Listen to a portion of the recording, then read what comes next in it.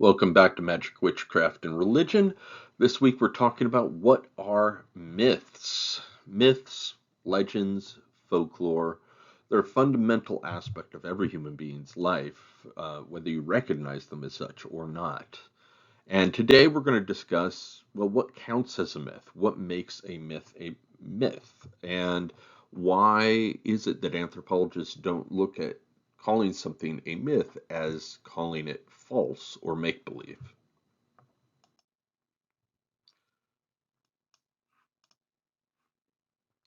So, myths are a fundamental component of how we construct and also receive our worldview.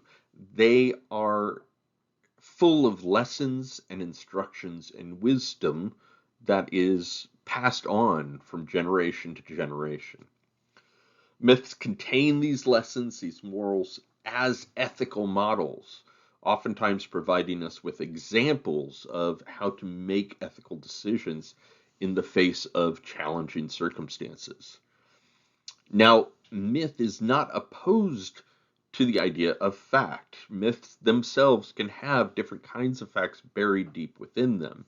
And where we run into trouble is when we try to assume that all myths are false. So, what do you think of when you hear the word myth? Do you think of gods, ancient stories, fantastic creatures, heroic deeds, places long ago and far away? But what about these? Do these count as myths? Does this count as a myth? Defining myths is not an easy thing to do. Stein and Stein have given us a nice, brief definition that covers many of the bases, but as we'll see a little bit later, reading this definition too rigidly can run us into some major problems. Myths are religious narratives and stories that provide the basis for religious beliefs and practices. Why is this? Well, they can tell the history of the world or the origin of things. They can preserve historical events or provide lessons. And they provide us with examples and explanations of right behavior and ethical and moral principles according to a particular society's culture. Not all myths, of course, are written. There are oral narratives, which represent the bulk of myths in the world, but they can also be expressed through the visual arts, through music, through dance, or really just about any other form of expression. To the side here, in fact, we have one example of this. This is an example of wayang kulit, which is an Indonesian art form that combines shadow puppetry and a unique musical style to tell stories from the Hindu epics like the Mahabharata and the Ramayana. These stories can take hours and hours to complete and always focus on moral and ethical dilemmas that the characters face. So, why do we even bother studying myths? Well, myths shape what we call our worldview. A worldview is the way that a society perceives and interprets their reality. It's the lens through which we interpret our experiences and generate behavior in reaction to that. Uh, an example of how myths play a role, or at least reflect different worldviews, is if we compare some common aspects of Native American myths and Judeo-Christian myths. A common theme in many Native American myths is that humans are a part of nature. Humans are but one people among many other people, most of which are non-human. And each of these peoples, each of these groups and these forces and these beings have particular relationships with one another that must be observed. When these relationships are disrupted, then bad things happen. On the other hand, in Judeo-Christian myths, Humans are generally portrayed as having been created for the purpose of control and dominion over nature. All we have to do is look at the book of Genesis or excerpts from other biblical passages like Psalm 8. Thou madest him to have dominion over the works of thy hands.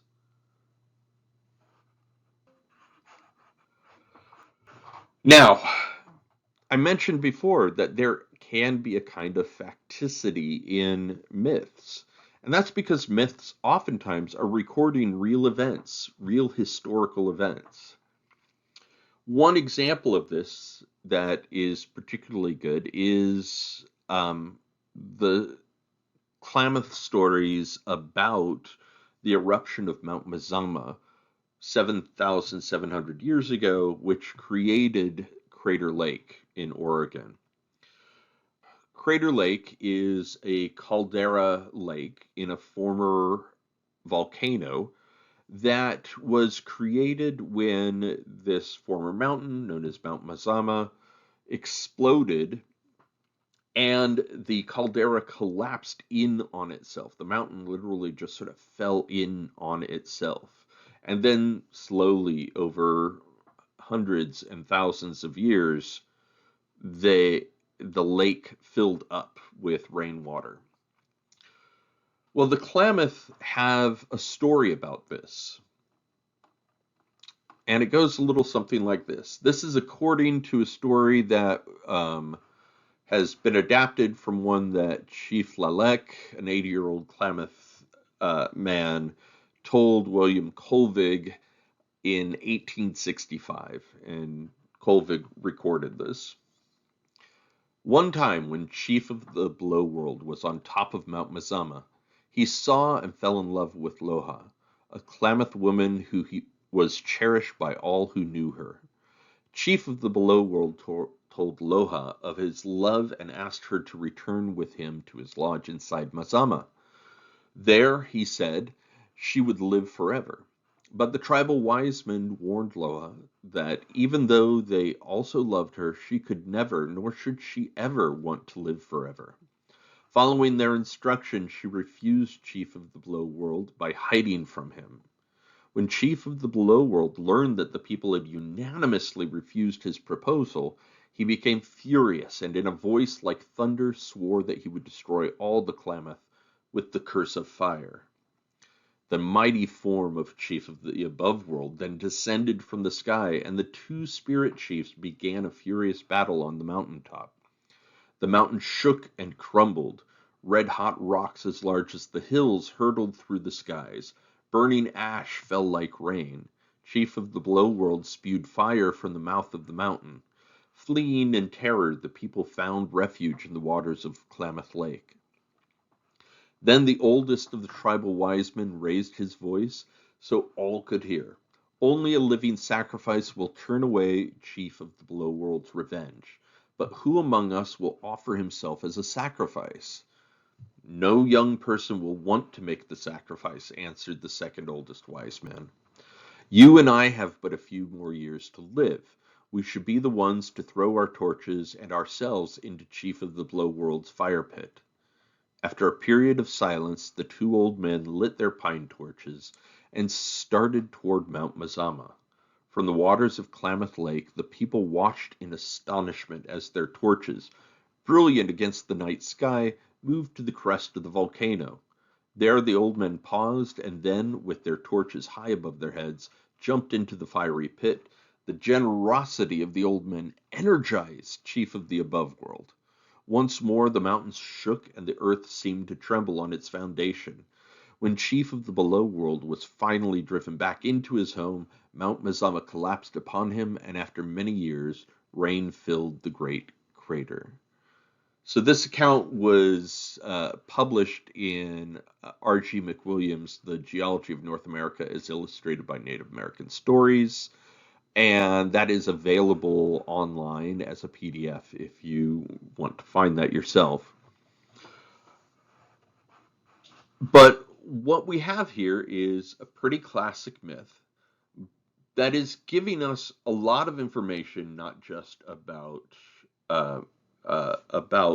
what the Klamath people value and how the old should take care of the young, how we should value our lives and what their sacrifice can mean, how we should also be ready to make those sacrifices for the good of the rest of the group.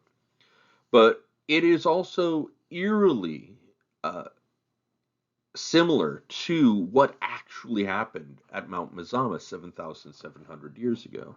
We know archaeologically that the Klamath, or at least some group of people related to the Klamath, was there during this time period. Now, not all of the kinds of history that are preserved in myths are quite so literal. Sometimes they are preserving the experience of past trauma.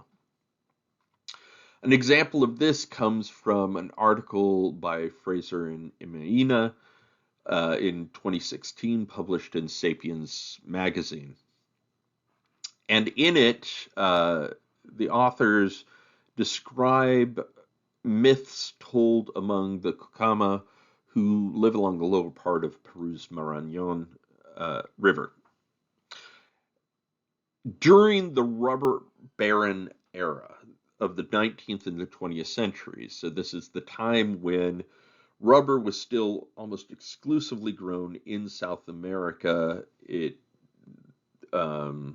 The Europeans had not yet figured out how to make it grow anywhere else successfully. The Kukama experienced slave-like conditions on rubber plantations. They were essentially free labor.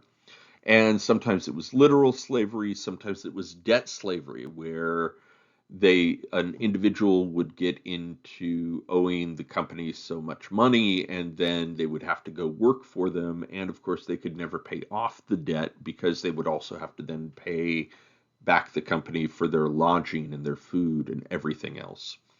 Oftentimes, too, then if the person died, that debt would then pass on to their survivors, their loved ones, and they too would end up in slavery. The myths that the Kukama tell oftentimes transmit the experience of this horrific era and the treatment of the Kukama by the rubber barons, passing it down from generation to generation. One example of this are stories of ghost ships. I'll just read an excerpt from the article here.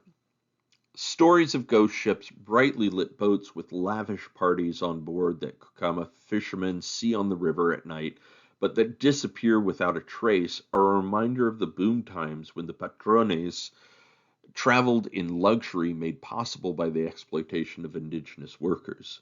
The places where fishermen tell of seeing these boats are often sites where latex was loaded onto ships or where some other rubber-related activity occurred. And the myths surrounding these ships of old have re-emerged with the arrival of oil barges and high-end tourist cruise ships that now ply the river. Obviously, the Kukama see parallels between these two eras. It may not be explicit, but it is preserved in the telling of these stories and the choice to start telling them again at certain times. Another example are stories of the pink river dolphin. Other common lore features a pink river dolphin that takes the form of a light-skinned man wearing boots and a broad-brimmed hat who appears in communities courting the women and impregnating them. Although pink dolphin myths predate the rubber era, this version of the story harks back to when male laborers would spend long periods of time in the forest while their wives and children left behind in the village were at the mercy of the patrones. If a man returned home to find his wife carrying an unborn child that was not his, the pregnancy would be blamed on the pink dolphin. So again, these pink dolphin stories, both in the past, did a lot to cover up the sexual abuse that was occurring. being committed by patrones and their agents against the Kukama women, but it also has come back again recently as other light-skinned outsiders have started to exploit the Kukama. So, what kind of history are myths?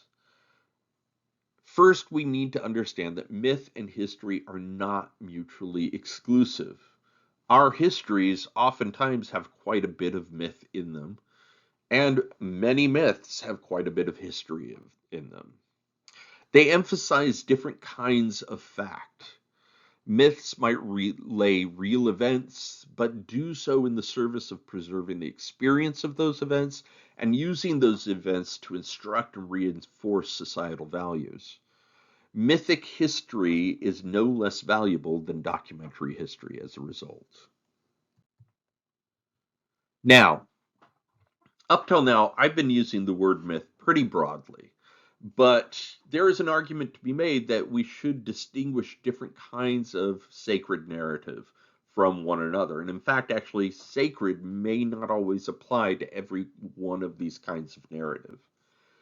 So, Stein and Stein again come to our rescue here and have given us this wonderful chart on page 35 of their book, The Anthropology of Religion, Magic, and Witchcraft, 4th edition. For them, they have divided these myths up into three main categories. The first are folk tales or folklore, legends, and then finally myths. For them, folk tales are regarded as fiction, not considered to be sacred necessarily, but are meant largely to entertain. They do include supernatural elements, yet they are secular. The characters are human and or non-human, and they exist independent of any specific time and place. Now, I should say that they still teach lessons as well, however. Some examples, of course, come to us from fairy tales like Snow White, or modern fairy tales like the Slender Man, or older versions like the Boogeyman. Legends, on the other hand, are based on real people, places, or events, or people considered to be real, and are considered to be factual in some way. These include few, if any, supernatural elements and can be sacred or secular, though I should say they often include exaggerated elements. The characters are generally human, and they take place either in the present or the recent past, somewhere in the contemporaneous modern world.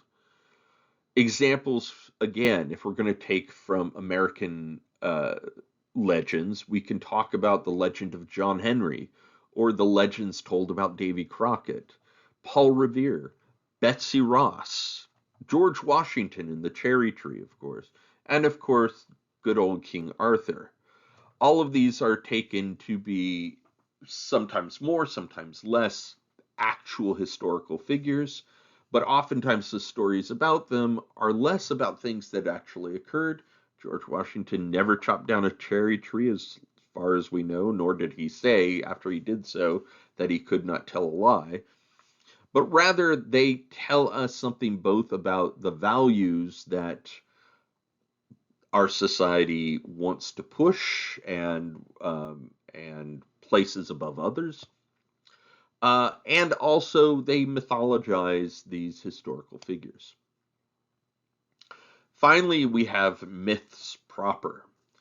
For Stein and Stein, myths are regarded as fact, accepted on faith, and the source of authority on moral and ethical issues.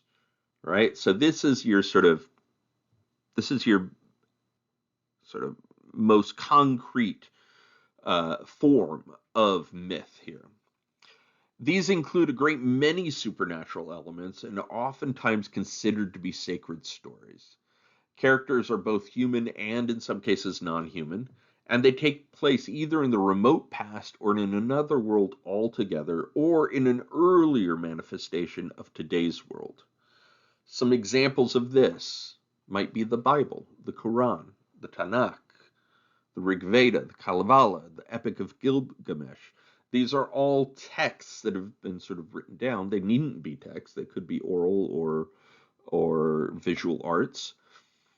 But the important thing is that they are acting not just as entertainment, not just to mythologize a particular historical figure, but they exist to teach us these morals and these ethical issues. They are not simply used, they're not simply read and forgotten, but are actually used in a very active way. And that brings us to my last point about myths, which is that they are shared and negotiated. If you'll recall earlier in the semester, we talked about how culture is shared and negotiated. That means that all members of culture share many of the same elements of culture, but they might mean slightly different things. And we are always constantly negotiating those meanings between us. Myths are no different. They act as practical discursive strategies when there are disagreements, and they can be the basis of new traditions as a result. In other words, they become evidence in arguments people have about what to do or how to do things. Whether we're talking about arguing for or against the inclusion of somebody in a particular clan, or whether we are using them as model, not just for models of morals and ethics, but also as models for punishments when those morals and ethics are violated. They also are involved in arguments about when, where, and how to do particularly moral or ethical behaviors, such as charity. What are the limits of charity? Who deserves charity and who doesn't? When is it appropriate to give everything that you have, or is it appropriate to hold back? This means that myths are rarely static. They evolve along with the societies that they are a part of to accommodate these changing ideas. The same myth can be used to do different things in different situations, in other words. So, a few final thoughts about myth. Remember at the beginning, I asked you if these count as myths. Comic book heroes, movie heroes, fantasy, science fiction, action, all of these are omnipresent elements of certainly entertainment today, but not just that. People look up to some of these heroes as examples. Look at the current disagreements about the latest Superman movie. Part of that movie is very explicitly talking about immigration and what it means to be an immigrant.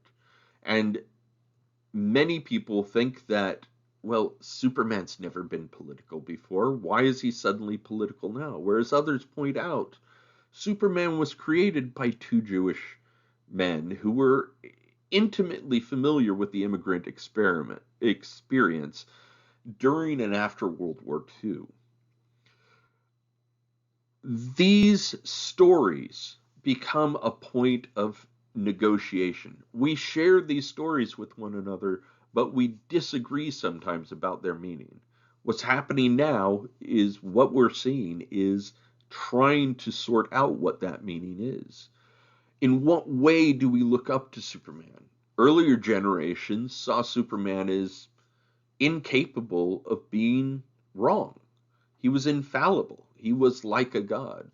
More recent movies about Superman emphasize his fallibility and really engage in this question of, do we really want gods to save us from ourselves? So this is an interesting question. Look at all of these examples and think for yourself. Are they myths? Are they legends? Are they folk tales? Where are the sacred aspects to these stories? How far do we have to change the definition of the word sacred to make that work as well? And should we? What lessons or examples do these stories give us for moral and ethical behavior? And finally, what are they teaching us about what our society values? I hope you'll look for myths in your everyday life after listening to this, and I hope this has shed some light on the ways that anthropologists think and talk about myths and the stories that form our worldview. That said, I hope you guys have a great week, and I will see you soon. Bye.